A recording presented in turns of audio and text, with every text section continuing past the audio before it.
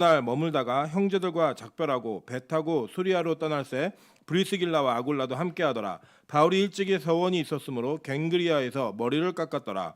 에베소에 와서 그들을 거기 머물게 하고 자기는 회당에 들어가서 유대인들과 변론하니 여러 사람이 더 오래 있기를 청하되 허락하지 아니하고 작별하여 이르되 만일 하나님의 뜻이면 너희에게 돌아오리라 하고 배를 타고 에베소에서 떠나 가이사라에 상륙하여 올라가 교회의 안부를 물은 후에 안디옥으로 내려가서 얼마 있다가 떠나 갈라디아와 부르기아 땅을 차례로 다니며 모든 제자를 굳건하게 하니라. 알렉산드리아에서 난 아볼로라는 유대인이 에베소에 이르니 이 사람은 언변이 좋고 성경에 능통한 자라. 그가 일찍이 주의 도를 배워 열심으로 예수에 관한 것을 자세히 말하며 가르치나 요한의 세례만 알 따름이라. 그가 회당에서 담대히 말하기 시작하거늘 브리스길라와 아굴라가 듣고 데려다가 하나님의 도를 더 정확하게 풀어 이르더라. 아볼로가 아가야로 건너가함으로 형제들이 그를 격려하며 제자들에게 편지를 써 영접하라 하였더니 그가 가매 은혜로 말미암아 믿은 자들에게 많은 유익을 주니 합독합니다. 이는 성경으로서 예수는 그리스도라 증언하여 공중 앞에서 힘있게 유대인의 말로 이김이로라. 아멘. 네, 우리 주변에 있는 분들에게 이렇게 한번 인사하도록 하겠습니다. 하나님은 당신을 뽑으셨습니다. 앞뒤로도 인사하겠습니다. 하나님은 당신을 찍으셨습니다. 네, 오늘 선거일이어서 많은 분들이 휴일과 함께 이제 선거를 하신 것 같아요. 뭐 결과는 이미 정해져 있습니다. 이미 딱 여기 찍은 이후에 정해져 있고 결과는 이제 내일 오늘 저녁 늦게면 나올 것 같아요. 뭐 나오기 때문에 지금 여러분이 걱정하고 뉴스를 아무리 뒤다봐도 절대로 변하지 않습니다. 그래서 지금 중요한 건 뭐냐면 누가 됐느냐보다도 여러분이 하나님께 찍힘을 받았다는 게 너무나 중요한 사실입니다. 우리가 예배하러 있다는 거, 예배 가운데 있는 그것이 하나님께서 여러분을 찍으신 증거라는 걸 잊지 마셨으면 좋겠습니다. 오늘 그 성경 읽기 하다 보니까 중국어가 이렇게 나와가지고 웬 중국어냐, 뭐 우리 제2외국어를 배우냐 이렇게 의심하는 분들이 계실까봐 오늘 우리 교회에 그 중국에서 온 청년 둘이 방문을 해가지고요. 중국 분들이십니다. 물론 한국어 패치가 다 돼 있기 때문에 예배 끝나고 도망가지 않으셔도 됩니다. 그냥 한국말로 인사하셔도 되는데 그래서 이제 저희가 미리 공지를 못했지만 예배 설교에 관련된 간지나 성경 구절 읽을 때 중국어 함께 나온다라는 걸 좀 이해하시고 우리 같이 말씀을 나누셨으면 좋겠습니다. 네, 오늘 사도행전 강의 76번째 시간입니다. 사도행전 18장 18절부터 28절까지 말씀을 가지고 제아의 고소들이라는 제목으로 하나님 말씀 증거하도록 하겠습니다.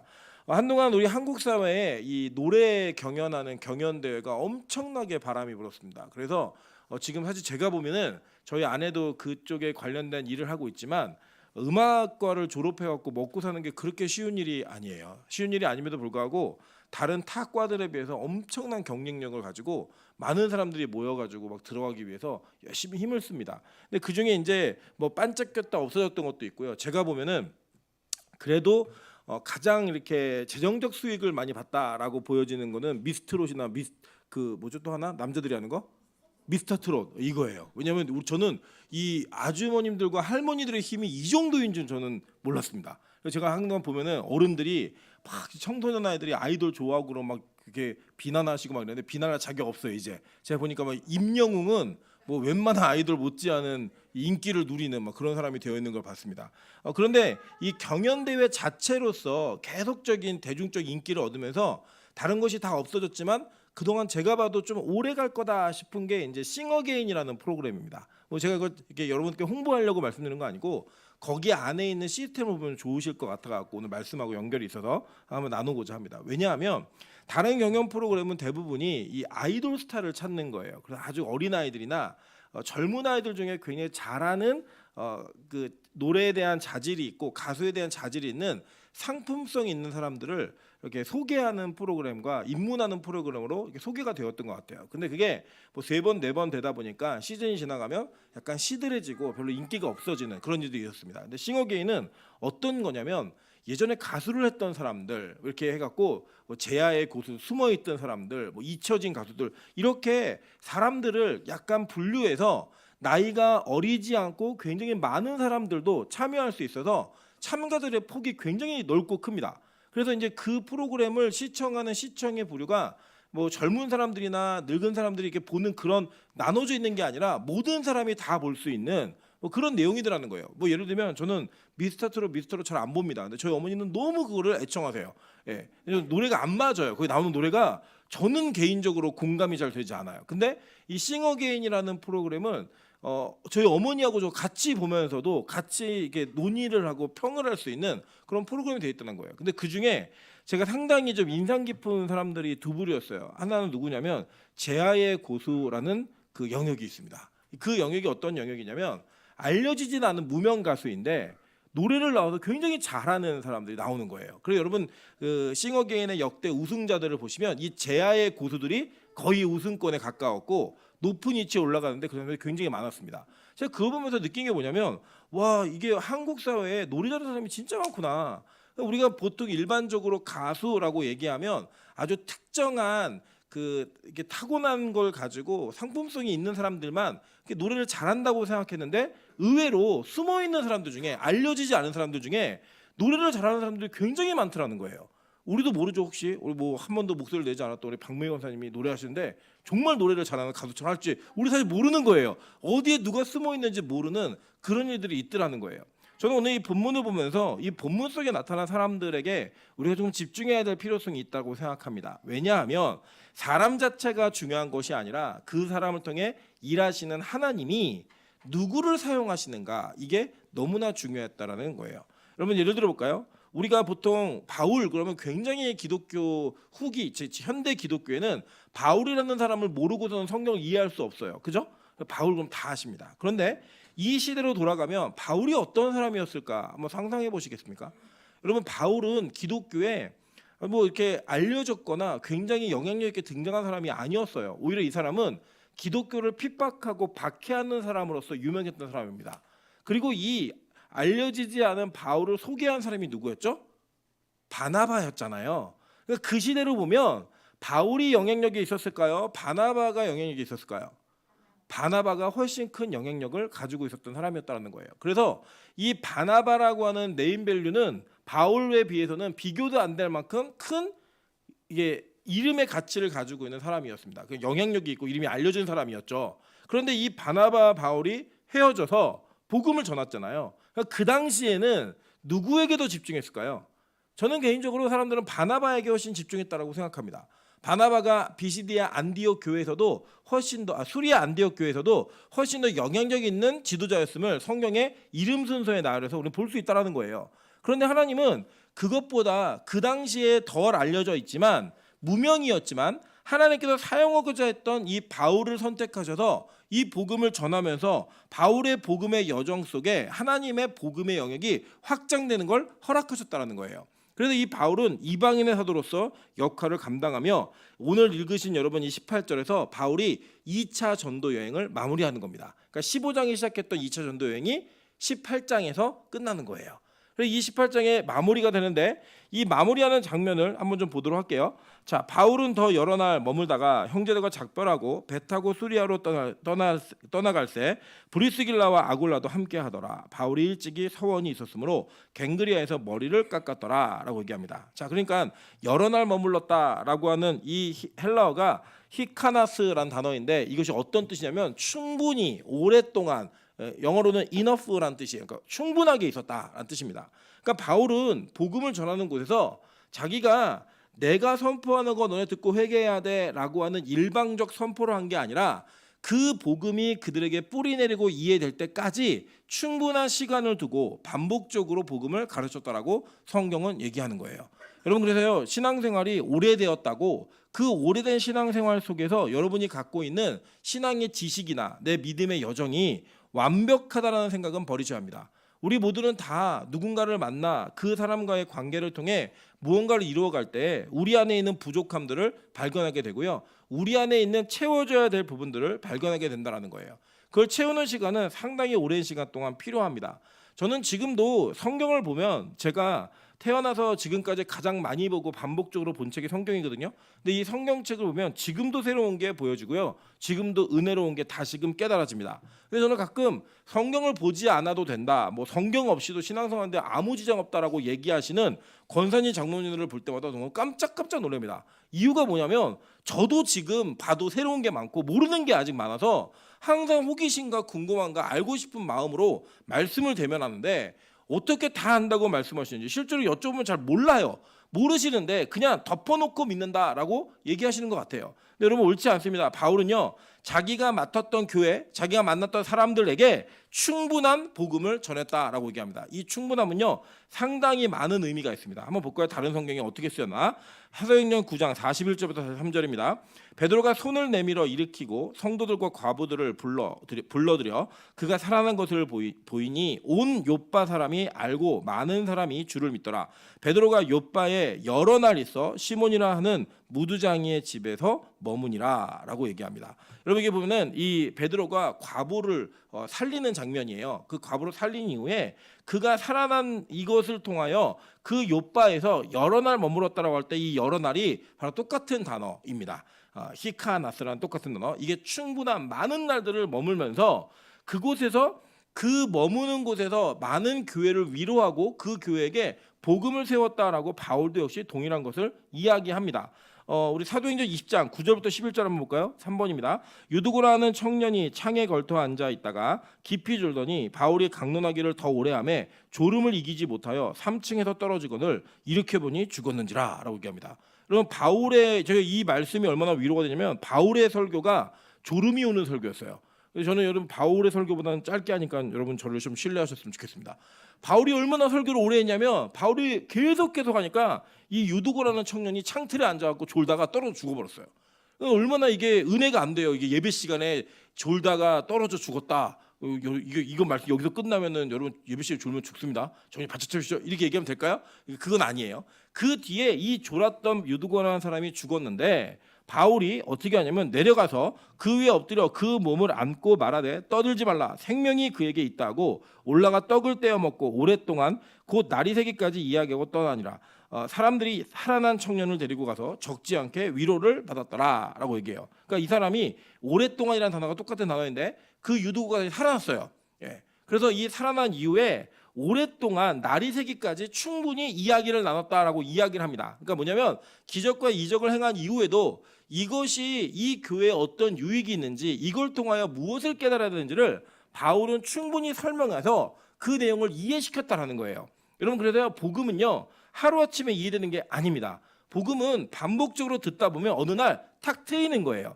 여러분 이게 교회라고 하는 것은 어떠한 새로운 것을 배우는 곳이 아니라 원래 우리가 알고 있던 것들이 어떤 의미가 있는지를 다시 한번 깨닫게 되는 내용들로 가득 차 있는 거예요. 그래서 바울이 왜 복음의 고수이냐면 그는 자꾸 새로운 것만 개척하는 것에 힘쓰지 않았고요. 자기가 돌아보았던 교회들, 세웠던 교회들을 반복적으로 돌아보면서 그들에게 후속적으로 편지를 쓰고 또 그들에게 복음을 전달하며 소식을 계속 들으면서 어떻게 그들이 복음의 이해 가운데 성장하는지를 지켜봤다라는 거예요. 여러분 그런 의미에서 빛과 소금 교회가 여러분에게 드릴 수 있는 가장 좋은 복음의 터밭은 뭐냐면 하나님의 말씀을 반복적으로 들을 수 있는 기회가 너무 많다라는 거예요. 제가 너무 감사한 건 뭐냐면 그래도 우리 교회 교인들이 또 저도 그렇고요. 이게 너무 기억력이 좋지는 않은 것 같아요. 제가 요 근래 마태복음 6장의 주기도문을 다시 설교하고 있는데 예전에 설교했던 내용을 참고해서 듣잖아요.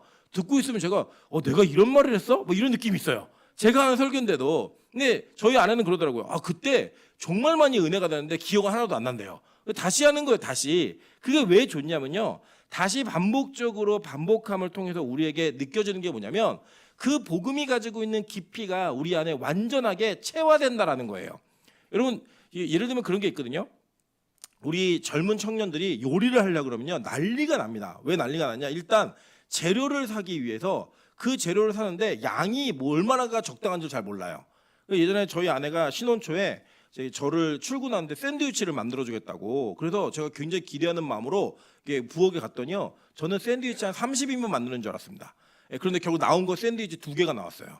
그러니까 이제 양을 조절을 잘 못하는 거예요. 양을 조절 잘 못해갖고 이거 어려움이 있고요. 또 한 가지 뭐가 있냐면 음식의 순서를 잘 몰라요. 그래가지고 이거를 하려면 막 책 같은 걸 보고 인터넷을 보고 계속 반복적으로 켰다 하면서 막 이거 하니까 요리하는 게 스트레스인 거예요. 완전 일이에요. 근데 여러분 예를 들면 우리 권사님들 중에 된장찌개 끓이실 때 책 보고 하시는 분, 내 기억이 가물가물해서 책 보고 해야겠다 이러면 이제 치매가 오신 겁니다. 그 정도면 우리 권사님들 손에서는요, 된장찌개라는 음식은 그냥 눈 감고도 할 수 있는 음식이에요. 간을 보지 않고도 그냥 할 수 있는 음식이라는 거예요. 그 왜 그러냐? 반복적으로 했기 때문에 그 일이 벌어진다라는 겁니다. 복음 마찬가지예요. 복음이라고 하는 것은 우리가 무언가 반복적으로 계속 훈련받다 보면 그 복음의 진짜 의미가 이해가 되어지고 내 안에 내 것으로 이루어지는 시기가 충분하게 필요합니다. 그래서 그것을 잘하게 되고 그것이 자리 잡게 되는 데까지 오랜 시간이 필요한 거예요. 충분한 시간이. 그래서 우리는 누군가를 기다려주고 그 사람이 성장하는 것을 지켜보는 것을 여러분 즐겁게 여기셔야 돼요. 그러니까 단숨에 뭐가 벌어지는 게 아니에요. 하루아침에 바뀌는 그런 사람들조차도 반드시 이런 영역이 필요합니다. 그럼 바울을 볼까요?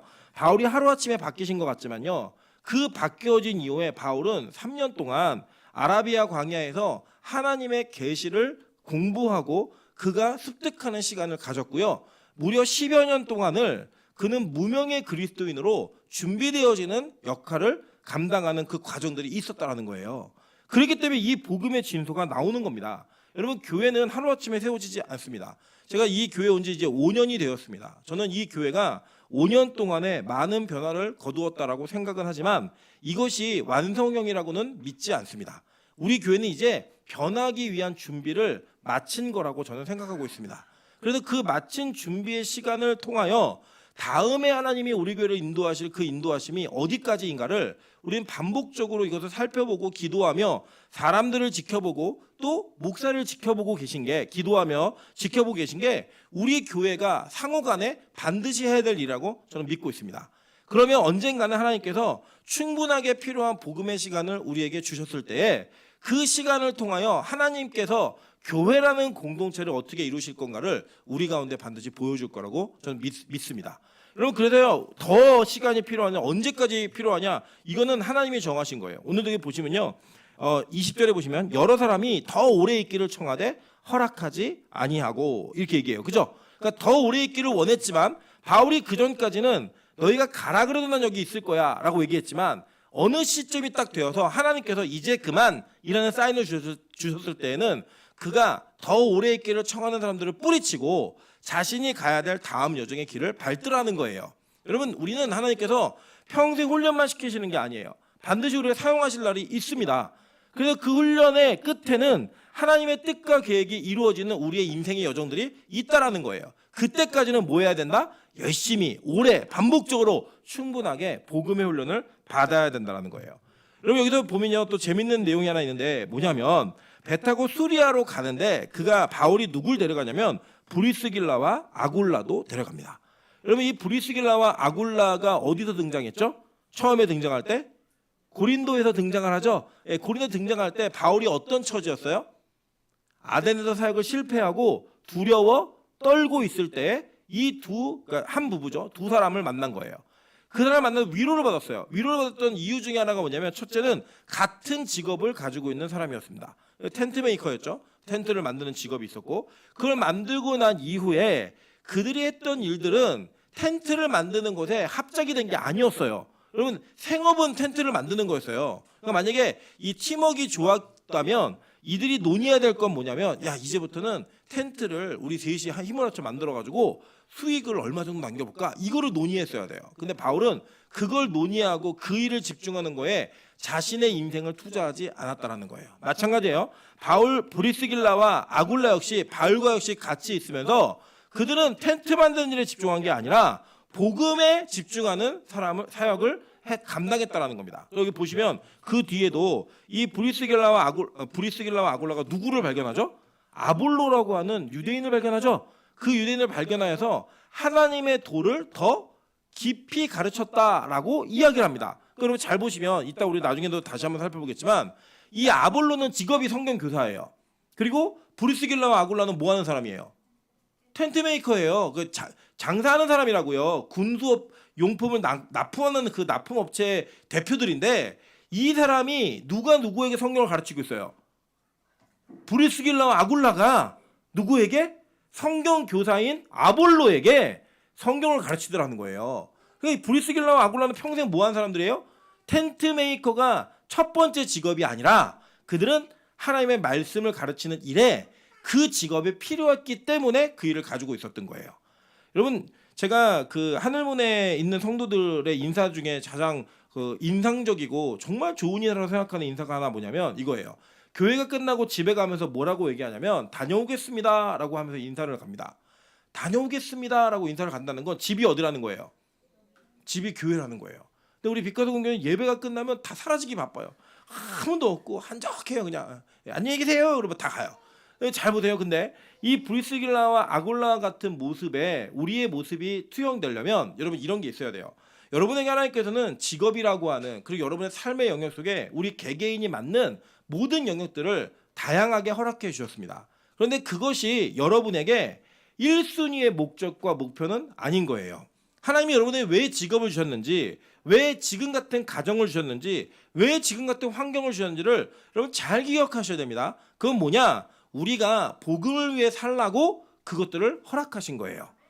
여러분 그것이 우리에게 목적이 되면요, 교회나 가정이나 개인이 무언가를 해야 될까 하지 말아야 될까를 정확한 기준을 갖고 결정할 수 있습니다. 예를 들면 교회가 이 일을 해야 될까라고 하는 그 이유와 그 목적을 살펴봤을 때 이것이 복음을 위한 일이다? 오케이인 거예요. 그런데 아무리 좋은 취지를 할지라도 이것이 복음이 아니라 교회 이름을 내거나 특정한 복음과는 관련이 없는 일들에 집중이 되어진다? 그럼 아무리 좋은 일이고 아무리 많은 수익을 거두는 일을 할지라도 해야 돼요, 안 해야 돼요? 하지 않아야 된다라고 성경 우리가 가르치는 거예요. 왜냐? 바울이 그렇게 살았고요. 브리스길라와 아굴라가 그렇게 살았다라는 거예요. 그래서 여러분 나중에 성경은요, 이 브리스길라와 아굴라를 교회들에게 텐트 만드는 사람이야라고 소개하지 않습니다. 뭐라고 소개하죠? 교회의 일꾼으로 소개하고요, 동역자들로 소개합니다. 한번 볼까요? 로마서 16장 3절만 보겠습니다. 3절. 너희는 그리스도 예수 안에서 나의 동역자들인 브리스가와 아굴라에게 문안하라라고 얘기합니다. 그죠?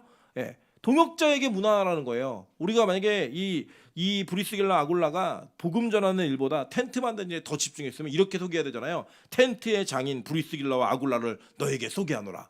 교회 텐트는 이 사람에게 만들어라. 이렇게 얘기하는 게 맞잖아요. 근데 그렇지 않더라는 거예요. 원래 직업은 그 직업인데 그들을 소개할 때 나의 동역자들 이라고 소개하더라는 거예요.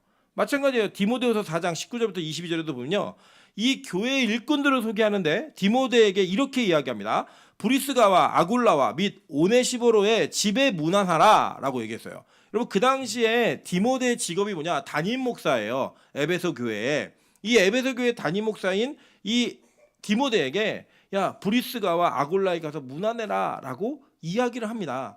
그때 이 바울이 디모데, 자기 영적 아들인 디모데에게 이 브리스길라와 아굴라를 뭐라고 소개했을까요?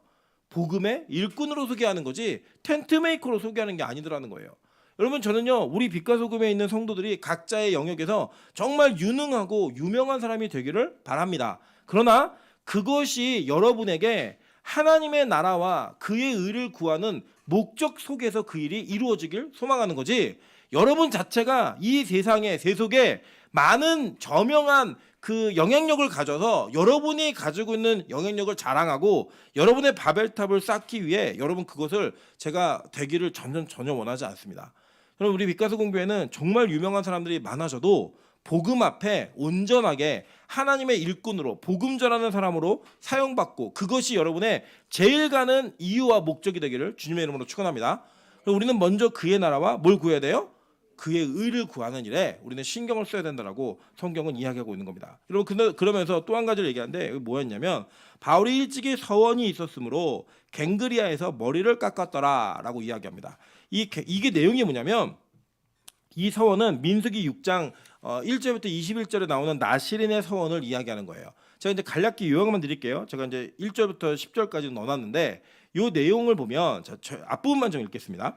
여호와께서 모세에게 말씀하여 이르시되 이스라엘 자손에게 전하여 그들에게 이르라 남자나 여자가 특별한 서원 곧 나시린의 서원을 하고 자기 몸을 구별하며 여호와께 드리려고 하면 이렇게 얘기해요.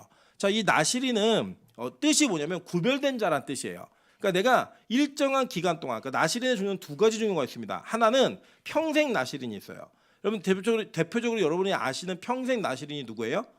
삼손, 그죠? 사무엘, 이 두 사람이 평생 나시린입니다. 그리고 세례 요한도 평생 나시린이었다라고 이렇게 얘기를 하고요. 그건 맞는 것 같아요. 틀린 이야기 아닌 것 같아요. 그래서 이렇게 평생 나시린은 자기의 생명이 다하는 날까지, 죽는 날까지 나시린으로 사는 거예요. 반면에 나시린은 또 한 가지의 종류가 있었는데, 이 사람들은 일정한 기간 동안의 나시린으로서의 서원을 합니다. 내가 6개월 동안, 1년 동안, 2년 동안 난 나시린으로 살겠다라고 얘기를 하면 동일한 적용의 율법의 적용을 받습니다. 그 지켜야 되는 게 뭐냐? 첫째, 포도와 관련된 거는 그 어떤 것도 먹거나 마시면 안 됐습니다. 예, 뭐 건포도, 뭐 독주, 포도즙, 포도들의 초, 뭐 생포도 아무것도 먹으면 안 돼요. 예. 왜 이유가 있다면 이 포도주가 가지고 있는 영향력, 이 포도가 가지고 있는 내용 때문에 아마도 그것을 거룩한 자로서의 구별의 의미를 뒀던 것 같은데, 이 포도가 어떻다 이런 것보다요, 그냥 어떤 특정한 행위를 하지 않음으로써 그 사람이 어떻게 헌신된 자인가를 보여주는 거예요. 예를 들면 우리가 그 다이어트 방법 중에 저탄고지라는 방법이 있어요. 아시나요? 네, 탄수화물을 적게 먹고 지방을 많이 섭취해서 몸을 건강하게 하는 이런 요법이 있어요. 요법이 있는데, 이런 사람들은 그래서 뭘 안 먹죠? 탄수화물을 안 먹어요. 쌀 안 먹어요. 저희 아내가 이거를 합니다. 언제 하냐? 오전에만 해요. 오전에는 밥을 안 먹고 이제 막 이렇게 다른 거 먹다가 밤이 되면 먹어요. 밤이 되면 탄수화물을 라면 끓여 먹고 막 밥 먹고 막 이렇게 하는데, 그런데 오전에만 하는 거, 오전에만 나시린인 거예요. 오전에만. 그러니까 어떤 특정한 행위를 안 하면서 내가 나시린을 헌신했어라는 걸 보여주는 하나의 기준인 거예요. 그 기준 하나가 뭐였냐면 포도와 관련된 음식을 먹지 않는 겁니다. 두 번째 뭐였냐면 머리를 깎지 않는 거예요. 머리를. 그리고 이제 머리를 깎지 않다가 평생 나시린은 그냥 그대로 가는 거고요. 이게 기간 나시린은 뭘 하냐면, 예를 들어 제가 1년 동안 앞으로 나시린으로 서원합니다라고 얘기를 하잖아요. 그럼 1년 동안 머리를 안 깎는 거예요, 그냥. 그리고 1년이 딱 차는 그날이 되면 이 머리를 잘라서 이 머리를 화목제와 함께 태워드립니다. 그러면 나시린으로서의 그 기간이 종료가 되는 거예요. 지금 오늘 그거 얘기하는 거예요, 바울이. 그러니까 바울이 언제인지는 모르지만 나시린으로서의 헌신의 기간을 가졌던 것 같아요. 그리고 이제 이 갱그리아에서 머리를 깎았다라고 얘기하는 이 내용은, 갱그리아는 고린도에 있는 외항이에요. 그 고린도에 있는 그 지역의 항구에서 나시린으로서의 서원이 끝난 거예요. 그걸 이제 태워드리는 건데, 성경에 기록하는 걸 여러분 좀 주의 깊게 보셔야 돼요. 왜 주의 깊게 봐야 되느냐? 그리고 나시린으로서의 마지막 하나 또 뭐냐면, 부정한 시체에 손을 대면 안 돼요. 형제나 자매나 부모가 죽어도 손대면 안 됩니다. 그게 나시린의 3가지 서원이었어요. 근데 이거를, 이 중에 두 번째 것을 지금 바울이 지키고 있는 거예요. 그럼 이 바울이 이걸 지키면서 마지막 의식까지 율법에 기록된 내용을 그대로 지키는 거예요. 그대로. 그러면 왜 이렇게 바울에게 이 내용이 기록되어 있는가를 우리는 조금 집중해서 보아야 됩니다. 왜 집중해야 되느냐? 이제까지 바울은 야, 할례 받지 마, 할례 안 받아도 돼 라고 얘기했던 사람이에요. 그죠? 그리고 그 할례가 무슨 의미가 있느냐 얘기했던 그 사람이 정작 자신은 나시린으로서의 기록된 민수기 6장의 율법을 그대로 지키더라는 거예요. 그러니까 이걸 이해를 못하면, 야, 바울은 좀 이상한 애 아니야? 자기가 뭐 이거 지키고 싶으면 지키라고 그러고, 지키고 안 지키고 싶으면 지키지 말라고 그러고, 이 얘기하는 게 이게 일관성이 없잖아 라고 얘기할 수 있어요. 근데 바울의 율법관을 보시면요, 이 바울의 율법관은 우리가 이해하고 평상시에 우리가 이해하는 것과는 조금 차원이 다른 차원에서 이해를 하셔야 됩니다. 제가 이제 어제 우리 성경 공부 시간에 배우신 분들은 기억나실 텐데, 율법은요, 율법적이라고 하는 단어와 율법주의라고 하는 단어를 구분하셔야 됩니다. 그러니까 율법적이다라는 단어는요, 뭐냐? 하나님의 말씀을 지키는 거예요, 그냥. 율법적이라고 표현하는 겁니다. 그러니까 나쁜 단어 아니에요. 근데 뭐가 나쁜 단어냐? 율법주의는 나쁜 단어예요. 자, 예를 들면 이런 거예요. 우리가 은혜를 받아서 매주 주일날 빠지지 않고 예배를 드리는 행위는, 이건 뭐예요? 율법적인 거예요? 율법주의인 거예요? 율법적인 거예요. 근데 은혜를 받아서 주일날 난 예배를 드리겠다, 예배 빠지지 않겠다 라고 결단하는 건 율법적인 사람인 거예요, 그 사람은. 근데 만약에 제가, 여러분 주일날 매주 교회를 와서 예배를 드려야지만 구원받습니다, 그래서 그 행위로, 구원의 행위로서의 율법적 행위를 강조하기 위해 우리 교회에다가 출석부를 붙여놓고 그거를 매주마다 체크하면서 누가 왔는지 안 왔는지 보고 안 오면 오늘부터 구원 탈락, 다 참여했으면 여러분은 한 주도 안 빠졌기 때문에 구원받으십니다. 라고 얘기하면 이건 뭐예요? 율법주의예요. 이거 잘못된 거라고요. 바울은 이것을 철저하게 구분했습니다. 바울은 율법주의를 공격했지 율법 자체를 공격한 게 아니에요. 실제로 바울은요, 이 율법의 준수의 문제를 그 행위로서의 의미를 두는 게 아니라 그 의미로서의 의미를 두었습니다. 한번 볼까요? 고린도전서 7장 17절부터 24절입니다. 오직 주께서 각 사람에게 나눠주신 대로 하나님이 각 사람을 부르신 그대로 행하라. 내가 모든 교회에서 이와 같이 명하노라. 할례자로서 부르심을 받은 자가 있느냐? 무할례자가 되지 말며 무할례자로 부르심을 받은 자가 있느냐? 할례를 받지 말라. 할례 받는 것은 아무것도 아니요 할례 받지 아니하는 것도 아무것도 아니로되 오직 하나님의 계명을 지킬 따름이니라라고 얘기했어요. 자, 내용이 뭐냐면 할례 받은 자가 예수를 믿었다? 다시 무할례자로 그 할례를 복원하지 말라는 거예요. 마찬가지로 무할례자가 복음을 들었다? 할례 받으려고 노력하지 말라는 거예요.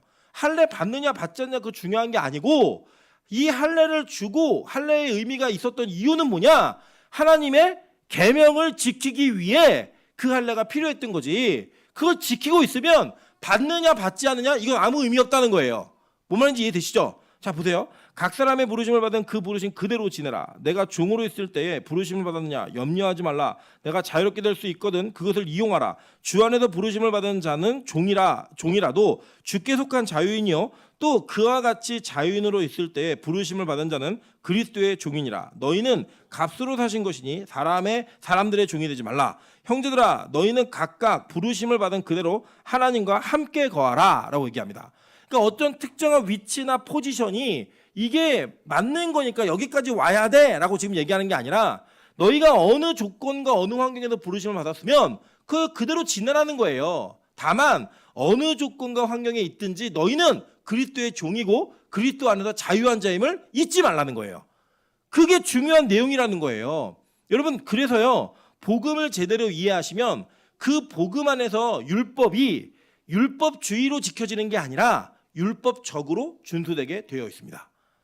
이게 뭐냐면, 자, 우리 술 먹고 담배 피는 사람들 있잖아요. 그럼 이 술 먹고 담배 피는 사람들에 대한 우리가 일단 교회가 갖는 거부감이 있어요. 기본적으로. 왜냐? 교회는 그러면 안 된다라는 인식이 우리 안에 있기 때문이에요. 예를 들면 제가 설교 이후에 저 화장실에서 담배 피다 걸리면 우리 교회 어떤 일이 벌어질 것 같아요? 권사님들이 목사님 큰일 났습니다. 이게 교회 이러면 어떡합니까? 우리 교회 망했습니다. 우리 교회 이상한 목사 왔다고 난리가 날 거 아니에요. 그죠? 인식 자체가 그렇게 있어요. 근데 여러분, 저는요, 담배를 펴도 담배를 피거나 술을 마셔도 천국 가거나 지옥 가는 거에 아무 지장 없다고 생각합니다. 그런데 이거예요. 진짜 은혜를 받으면 담배가 싫어져요. 진짜 은혜를 받으면 술이 먹고 싶지 않아져요. 나의 쾌락과 유익을 위해 그것이 추구되어지는 마음이 하나님에 대한 마음으로 바뀌어지더라는 거예요. 그렇게 돼서 우리는 내 노력이 아니라 하나님의 은혜로 하나님께서 우리에게 하나님의 관점에서 옳지 않은 행위들을 줄이게 되어 있어요. 자, 그런데 이걸 한번 다른 나라로 가져가 볼게요. 독일에도 기독교인이 있죠? 독일에 있는 기독교인들이 구원 받아요, 못 받아요? 받잖아요. 그죠? 독일에 있는 기독교인들이 구원 받는다고요. 독일 목사님들은 아무 신학적인 문제가 없는 분들인데 그분들은 교회에서 성경 공부가 끝나고 나면 함께 맥주를 나누고 마십니다. 여러분이 그렇게 잘 아는 종교개혁자 루터는요, 어느 지방에 어느 맥주가 맛있다 이런 거 편지 써갖고 그 좀 나한테 보내줘 이런 편지 쓰고 막 그랬어요. 그러니까 독일이라는 곳에서는 술을 마시는 것 자체가 기독교인으로서의 지켜야 되는 명분 이런 그런 어떤 표지 이런 거에 아무런 관점이 되지 않는 거예요. 이해되시죠? 무슨 말인지. 그러니까 거기서는 목사가 술을 마셔도 성도들이 시험 들지 않아요. 저 여기 안에서 지금 뭘 담아 먹는지 모르시잖아요. 이게 소주일지 어떻게 알아요? 이게 소주면 여러분 시험 드시잖아요.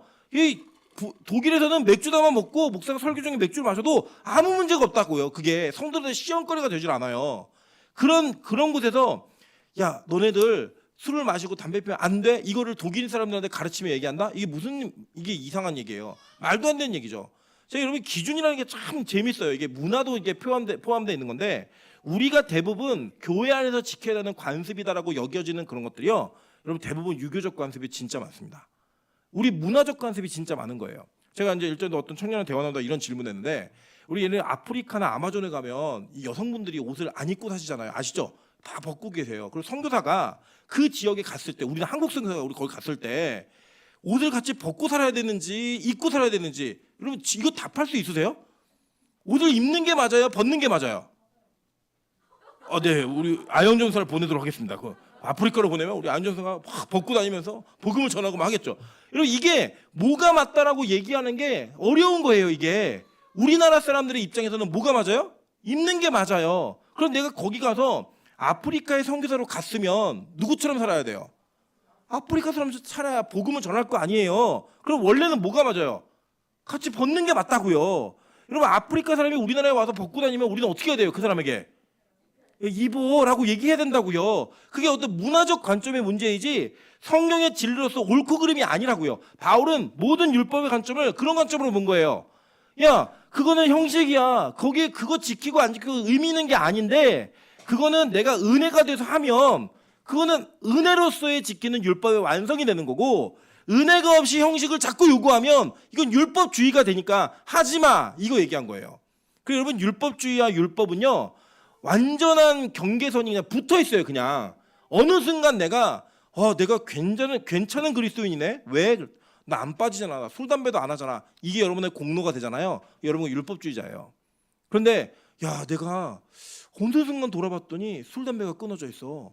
내가 어느 순간 돌아봤더니 내가 주의를 그 어떤 것과도 타협하지 않아. 이게 뭐예요? 이게 율법주의예요? 아니 이건 은혜라고요. 그러니까 이게 무슨 행위를 한다고 해서 그것 자체로만 그 사람의 믿음을 평가할 수 없다라는 거예요. 여러분 제가 오늘도 이제 이것과 이어서 얘기하면 예수님이 이제 이렇게 얘기하세요. 이것만 보면 딱 정리가 될 것 같아요. 마태복음 23장 23절입니다. 자, 화 있을진저 외식하는 서기관들과 바리새인들이여 너희가 박하와 회항과 근체의 11조는 들이되 율법에 더 중한 바 정의와 긍휼과 믿음은 버렸도다. 그러나 이것도 행하고 저것도 버리지 말아야 할지니라 라고 얘기했어요. 자, 예수님의 말씀의 의도가 뭐예요? 너는 11조 하라는 거예요? 말라는 거예요? 예? 하라는 거예요? 말라는 거예요? 네, 하라는 건데 그 하라는 것에 대한 의미가 더 중요하다는 거예요. 자, 뭐냐면 이거예요. 야, 너희들 11조는 했잖아. 근데 그 11조가 무슨 의미로 하는 건지 몰랐지? 그러니까 너희들은 율법주의자야. 그럼 예수님이 말씀하신 건 뭐냐면 너희가 그 11조를 하려고 그랬으면 그것보다 더 중요한 의미, 거기에 담겨져 있는 정의와 긍휼과 믿음이 무엇인지를 알아야 했다는 거예요. 근데 그건 없이 11조만 하고 나 11조 했어. 난 괜찮은 사람이야. 이렇게 생각했다는 거예요. 그러니까 너희들 쓸데없는 짓 해요 여지껏 이거 얘기하신 거예요. 그러면서 예수님 말씀하신 건 뭐냐면 너 정의하고 긍휼과 그런 믿음을 알아? 그러면 11조도 해 이거예요. 그러니까 정의하고 믿음과 긍휼이 있으면 11조는 당연히 하게 된다 안 하게 된다? 당연히 하게 된다는 거예요. 그러니까 11조를 하느냐 안 하느냐가 의미가 있는 게 아니라 그 11조를 드리는 데 있어서 더 중요한 정의와 긍휼과 믿음의 의미를 알고 하는지 모르고 하는지 이게 더 중요하다는 거예요. 그래서 제가 자신 있게 말씀드리는 거예요. 빛가수공교회에서 여러분 체면과 여러분의 위치 때문에 억지로 11조 하지 마세요. 하나님 안 받으신다고요. 카운팅을 안 하세요. 그런데 내가 진짜 구원받은 자로서 내 모든 것이 하나님의 것입니다. 이것을 통하여 하나님의 나라에 정의와 긍휼과 믿음이 세워지기를 바랍니다. 라는 마음으로 하는 11조는 하세요. 그게 맞는 거라고요. 율법은 우리가 가지고 있는 의미, 하나님과의 관계성의 의미를 담아내는 틀이지 율법 자체가 중요한 게 아닙니다. 그런데 이 율법의 의미를 알면 그 틀을 사용하게 돼 있다, 안 사용하게 돼 있다? 사용하게 돼 있다는 거예요. 그리고 여러분 예수님은 정확하게 말씀하셨어요. 내가 율법을 폐하려 온 것이 아니라 뭐 하러 왔다고요? 완성하러 왔다는 거예요. 그런데 그 율법의 완성이 예수잖아요. 그 예수는 모른 채 절기 지키고 날짜 지키고 있으니까 이 멍청한 놈들아 하지마 이거 얘기하는 거예요. 진짜 중요한 건 예수를 알면 여러분 이런 거예요. 예수 알면 안식에 대한 의미가 더 깊어지죠. 영원한 안식을 주는 분이 예수 그리스도라는 걸 알게 되면 안식의 의미가 더 깊어지잖아요. 그걸 이해하고 안식을 지키라는 거예요. 그러면 그 안식의 의미가 있다 없다? 있잖아요. 여러분 십계명의 진짜 의미라고 하니까 다 예수를 말하는 거잖아요. 그 예수의 의미를 알면 십계명을 지키게 됐어요? 못 지키게 됐어요? 지키려고 노력하게 돼 있다고요. 그게 그리스도인인 겁니다. 그래서 여러분 예수 믿고 모든 것에서 자유하다? 아니에요. 죄로부터의 자유이지 하나님으로부터의 자유가 아닙니다. 예수 믿으면요 오히려 온전한 믿음이 들어오면 더 예수 그리스도에게 종속되게 됐어요. 그래서 하지 마 해서 안 하는 게 아니에요. 그 예수 믿다 보니까 은혜로 난 저건 싫어. 그냥 안 하게 되는 거예요. 저 우리 빛가도 공회가 느리더라도 은혜 속에서 변화되는 그 영광이 있기를 소망합니다. 여러분 그게 지금 바울과 관련된 사역자에게 나타나는 거예요. 근데 오늘 여기 보시면요, 아까 제가 다루려고 얘기했던 건데 바울이 자기의 역할을 감당하며 쭉 다니는 곳곳에서 하나님은 바울이 아니라 브리스길라와 아굴라를 통해서도 일을 하세요. 근데 무슨 일을 했냐? 아까 얘기했듯이 성경 교사인 아볼로를 가르치는 일을 하게 된다는 거예요. 여러분 아볼로가 어떤 사람이었는지 성경의 소개를 한번 보도록 하겠습니다. 자, 24절 볼게요. 알렉산드리아에서 난 아볼로라는 유대인이 에베소에 이르니 이 사람은 언변이 좋고 성경에 능통한 자라. 그가 일찍이 주의 도를 배워 열심으로 예수에 관한 것을 자세히 말하며 가르치나 요한의 세례만 알 따름이라 라고 얘기합니다. 자, 그러니까 아볼로의 아주 좋은 점은 뭐였냐면 이는 언변이 좋았고요, 성경에 능통한 사람이었어요. 그리고 여러분 가끔 보면요, 정말 엉터리 같은 설교 원고를 가지고도요 정말 은혜를 끼치는 언변이 좋은 분이 계시고요, 정말 좋은 설교 원고를 갖고도 정말 어떻게 저렇게 설교를 못하지, 안 들어오게 하지, 이런 분도 계세요. 이 언변이 좋은 건 굉장히 큰 장점일 수 있어요. 반면에 언변이 좋아서 성경의 내용을 말 안 하는데 사람을 현혹시키는 사람이 있거든요. 그런 사람을 우리 뭐라고 하냐면 사기꾼이라고 얘기해요. 네. 제대로 된 언변을 가지면 제대로 된 내용을 담아야 합니다. 여러분 그걸 더 중요하게 여기셔야 돼요. 근데 이 아볼로는 언변만 있었던 것이 아니라 뭐도 있었느냐, 성경에 능통한 사람이었다라고 소개를 합니다. 이 사람이 뭘 했냐면요, 여기 보시면 자기 혼자 이 성경을 열심히 연구하고 배웠더니 그 성경 속에 누구가 나온 거예요? 예수를 발견한 거예요. 그러니까 이 사람은 알렉산드리아에서 났으니까 예루살렘 근처에 있었던 사람도 아니에요.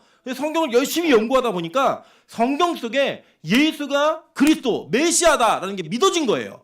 그래서 그걸 가지고 열심히 사람들을 가르친 거예요. 그런데 이 사람의 한계가 뭐냐면, 뭐라고 얘기하냐면 이 예수에 관한 거 자세히 말하며 가르치는데 누구의 세례만 안 돼요? 요한의 세례만 안다는 거예요. 그럼 요한의 세례만 안다는 건 무슨 의미인가 한번 볼게요. 마태복음 3장 11절 한번 보겠습니다.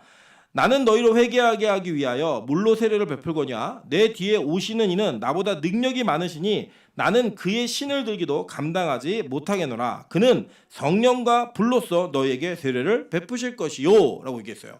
그러면 이 아볼로는 어디 세례까지 받은 거예요? 회개를 하는 물의 세례까지 받은 거예요. 그죠? 그런데 그 뒤에 오시는 분은 무슨 세례가 있는 거예요? 성령과 불로 세례를 주신다는 거예요. 같은 단어에게 성령과 불이 다른 단어가 아니라 같은 의미예요. 이 성령과 불로 세례를 준다니까 이 아볼로는 이 회심의 세례는 있었는데 성령의 세례를 받았다 못 받았다? 못 받은 사람인 거예요. 자, 그런데 한낱 텐트 메이커였던, 천막을 만드는 사람들이었던 이 브리스길라 아굴라는 무슨 세례를 받은 사람들이에요? 성령의 세례를 받은 사람이에요. 그러니까 그 가르치는 걸 보니까 야, 언변 좋네, 성경 정말 잘 가르치네. 근데 뭐가 없어요? 불이 없는 거예요. 여러분 우리가 이게 수류탄을 사용할 때요, 수류탄은 여러 가지 용도로 사용할 수 있습니다. 일단 던져갖고 사람 맞출 수 있어요. 이게 열심히 던져갖고 맞추면 정말 뭐 투수가 던져서 맞춘다 그러면 뭐 타박상 정도가 아니라 아주 큰 상해를 입을 거예요. 그죠? 근데 여러분 그렇게 던지는 수류탄은 위력이 있어 보이지만 진짜 위력이 나타난 거예요? 안 나타난 거예요? 안 나타난 거예요. 뭘 해야 되냐? 안전핀을 뽑으면 거기에 불이 확 붙는 거예요. 그럼 이 불이 붙어갖고 불이 붙은 수류탄을 던지면 어떤 일이 벌어져요? 빵 터지면서 그 수류탄이 가지고 있는 어마어마한 화약의 위력이 나타나게 되죠. 성령은 그런 겁니다. 여러분 우리가 성령 안 받아도요, 성경만 제대로 아시면 그 성경을 아는 것 가지고도요 대단한 일을 할 수 있어요. 그런데 거기에 뭐가 붙으면 어마어마한 일이 벌어진다? 불이 붙으면 무슨 일이 벌어진다? 어마어마한 일이 벌어져요. 그게 뭐냐? 부흥이에요. 부흥. 여러분 저는 우리 빛가서 공교회가 아주 유리한 포지션에 있다고 생각합니다. 저는 개인적으로 성경의 인물 속에서 누구랑 좀 비슷해? 라고 물어보면 제가 지금 시점에 가장 비슷한 사람, 그럼 저는 아볼로를 얘기할 수 있을 것 같아요.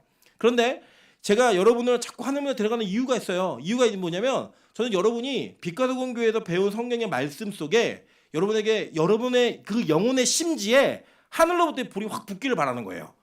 이게 붙어 그 불이 터지면 어떤 일이 벌어진다? 우리 교회가 완전히 뒤바뀌는 부흥의 일이 벌어지는 거예요. 여러분 이제 언젠가는 우리 교회도 그 불을 붙이는 교회가 될 겁니다. 그래서 그 불을 옮겨 붙이기 위해 우리가 계속 불 피우는 일 하는 거예요. 부싯돌을 계속 때리는 거예요. 예. 그래서 그 불이 옮겨 붙는 일들이 우리 교회 안에 벌어지면 이제 우리 교회를 밟는, 우리 교회를 거쳐가는 모든 영혼들에게 그 불을 전달할 수 있다 없다?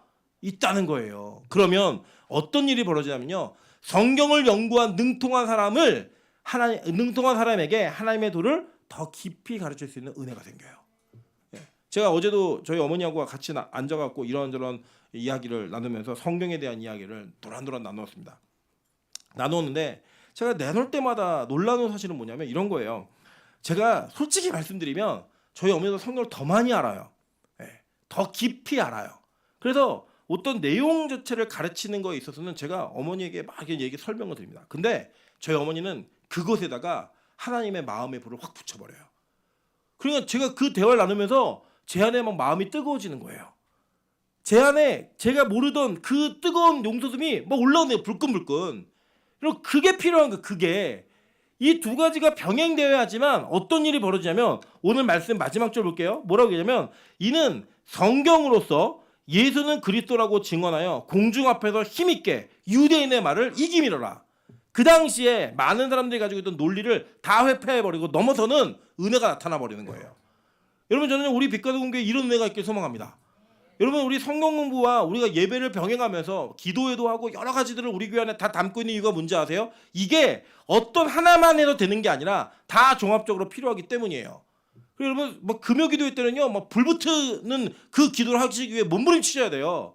화요일 성경 공부 때는 열심히 성경 배우셔야 돼요. 말씀이 우리 안에 들어올 때는 그 말씀이 내 안에서 살아 역사되고 증명될 수 있도록 최선을 다하셔야 돼요. 근데 그것만 갖고 나는 여기 말씀 알았으니까 나 부르짖는 건 너무 힘들어. 아니에요. 부르짖어야 된다고요. 열심히 묵상으로도 기도하셔야죠. 주여 삼창도 해야 되지만 혼자서도 조용히 기도하면서 그 불을 키워갈 수 있는 모든 게 우리 안에 있어야 된다 없어야 된다? 다 있어야 된다고요. 그게 여러분 필요한 겁니다. 그래서 여러분 보시면 이 브리스길라와 아굴라는 무명의 그리스도인이었잖아요. 그 당시에는. 근데 이 사람들이 뭐였어요? 숨은 제야의 찐 고수였어요. 복음에. 마찬가지예요. 바울도 역시 고수였고요. 아볼로도 고수였어요. 이 고수와 고수가 만나니까 그 만남 속에 뭐가 이루어져요? 더 깊은 예수 그리스도의 은혜가 그 성령의 불이 그들 안에 시너지 효과가 되어가지고 서로에게 큰 유익을 끼치는 만남으로 변하더라는 거예요. 여러분, 저는 빛과 소금 교회만 열심히 하나님을 위해 예배하고 노력하고 있다고 생각하지 않습니다. 대한민국의 어딘가에는 더 열심히 하는 교회도 있고요. 더 열심히 충성하고 헌신하는 목사도 있다고 저는 믿습니다. 마찬가지예요. 오늘 우리 교회 방문한 두 중국 자매는 예수님을 믿는 사람들이에요. 제가 이제 대화 나눠보니까 이제 그러니까 선교사님의 자제이기도 하고 예수 믿는 사람들이에요. 근데 이 사람들이 왜 오늘 우리 교회 왔냐면 저희 아내한테 학교에 입학하고자 하는 추천서를 받기 위해 왔어요. 근데 제가 그 추천서를 왜 받게 됐는지 저희한테 설명을 들었는데 내용이 뭐냐면 이런 거예요. 자기들이 이 한국에 와서 10년 전에 5년 전에 와가지고 공부를 했대요. 근데 뭘 공부했냐면 기독교 음악과 기독교 음악에서 어떤 역할을 해야 되는지에 대한 것들을 공부를 했다는 거예요. 그리고 본국에 돌아갔는데 본국에서 교회를 너무 핍박하니까 자기들이 그곳에서 할 수 있는 게 별로 없더래요. 이거 어떻게 해야 되지 고민하다가 중국에 K-팝이 한류 문화가 엄청 어마어마하잖아요. 이거다라는 생각이 들어서 자기가 K-팝을 전공해서 그 전공을 가지면 중국 안에서 음악적 활동을 하면서 거기 안에서 CCM, 즉 찬양으로 일할 수 있는 길이 열릴 것 같다는 거예요. 그거를 공부하고 싶어서 학교를 간다는 거예요. 그러니까 개인의 명예와 자기가 가지고 있는 어떤 유익, 뭐 내가 취업하고 이런 게 목적이 아니라, 물론 그게 진짜인지 아닌지 잘 모르죠. 근데 글은 그렇게 썼더라고요. 자기가 진짜 그런 마음으로 이 공부를 하고 싶다는 거예요. 여러분, 우리는요 정말 그래 보셨어요? 우리 대부분 한국의 믿음 좋다는 청년들도요 자기의 커리어에 조금 더 도움이 되고 자기의 연봉을 높이고 좋은 자리로 도약하기 위해 공부를 더 하는 경우는 있지만 내가 가지고 있는 재능과 내가 갖고 있는 그 역할을 어떻게 하면 하나님께 잘 사용받을 수 있을까, 이 고민하면서 공부하는 사람은 되게 드물어요. 그걸 위해서 들여야 되는 돈이 어마어마하고요. 그걸 위해서 수고해야 되는 시간이 어마어마하거든요. 근데 그걸 하겠다는 청년들이 온 거예요. 얼마나 귀해요. 어딘가에서는 복음을 위해서 그 역할을 하는 이 숨은 고수들이 있더라는 거예요. 저는 그런 만남을 통해 하나님께서 이루시는 그 복음의 시너지 효과가 우리 교회에 있었으면 좋겠는 거예요. 저는 앞으로도요 진짜 선교사님들을 만나기를 소망합니다. 저는 앞으로도 진짜 하나님의 교회를 만나기를 소망합니다. 교제할 거예요. 연합할 거예요. 그리고 우리 교회라고 하는 이 빛과 소금의 교회 울타리를 절대로 저는 이 노원구의 중계동에 가둬두지 않을 겁니다. 그리고 여러분 잘 훈련되면요 여러분 자꾸 내보낼 거예요. 선교 갑시다. 나갑시다. 어떤 교회를 도웁시다. 희생합시다. 헌신합시다. 다 얘기할 거예요. 왜냐? 우리는 누군가가 우리를 봤을 때 이랬으면 좋겠어요. 야, 그 노원구 중계동에 상가교회 하나 있는데 거기 야 복음의 고수들아. 야 그 교회 대단하더라. 그 교회 예배 진짜더라. 그 교회 권사들 장로들 정말 그리스도인이고 그 교회 청년들 어마어마하더라. 저 이 얘기 꼭 듣고 싶어요. 물론 복음 안에서 이러한 선의의 경쟁은 필요해요. 그리고 이 선의의 경쟁이 가지고 있는 분명한 것도 있어요. 저는 빛과 소금 교회가 하나님 앞에 칭찬받는 교회가 되길 바라고요. 교회들에게 칭찬받는 교회가 되길 정말 소망합니다. 그래서 우리 교회 성도들 꼭 그렇게 될 때까지 제 몸부림칠 거예요. 여러분 진짜 우리 교회 저는 제아의 숨은 고수 만들 겁니다. 그래서 싱어게인에 제아의 고수가 나왔을 때 아무도 집중하지 않는데요. 그가 딱 마이크를 들고 노래할 때요. 사람들이 와, 왜 이 사람은 아직도 못 떴어? 왜 이 사람이 유명하지 않아? 이게 진짜 가수지. 이런 얘기가 나오잖아요. 저는 다른 교회들이 빛과 소금 교회 보면 그랬으면 좋겠어요. 야, 이 교회가 왜 아직 안 떴어? 물론 저 뜨는 거 원치도 않지만 왜 이 교회가 아직도 이렇게 아무도 몰라? 근데 이 교회 진짜 교회야. 이 교회 정말 대단한 교회야. 전 이 얘기를 듣는 교회가 되길 소망합니다. 여러분 저는 우리 빛과 소금 교회가 교회는 조그만하지만 작지만 조그만한 교회가 되지 않기를 소망합니다. 이 교회가 정말로 무명한 교회이지만 실력 없는 교회가 되기를 소망하지는 않습니다. 저는 무명하지만 정말 실력 있는 교회가 되길 바라고 정말 이 작지만 큰 교회가 되기를 소망합니다. 여러분 그런 위대한 교회가 되어서 하나님 나라에 일조하시다가 야 숨은 고수 만났네 라고 사람들이 말하고 하나님께서 말할 수 있는 저 여러분 되시기를 주님의 이름으로 축원합니다. 여러분 그러기 위해서는 우리가요 뭘 해야 되느냐? 우리가 이 땅 가운데서 하나님의 불, 즉 성령의 불이 무엇인지를 경험하셔야 돼요. 저는 오늘 이 찬양으로 함께 기도하면서 주님 성령의 불로 나의 마음을 나의 영혼을 태워주시고 새롭게 하셔서 진짜로 거듭난 인생, 진짜로 하나님께서 기뻐하시는 그 인생의 걸음을 걸을 수 있는 우리가 될 수 있게 도와달라고 기도하는 마음으로 찬양하며 나아가도록 하겠습니다.